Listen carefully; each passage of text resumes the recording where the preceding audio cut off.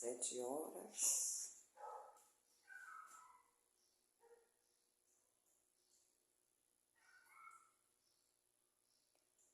e tem uma bomba ligada aqui do lado agora.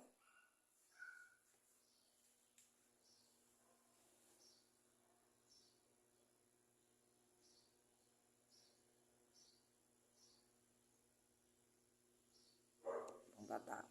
E o canil nem se fala. Começou bem cedo. Ontem foram as serras elétricas. Terça-feira promete.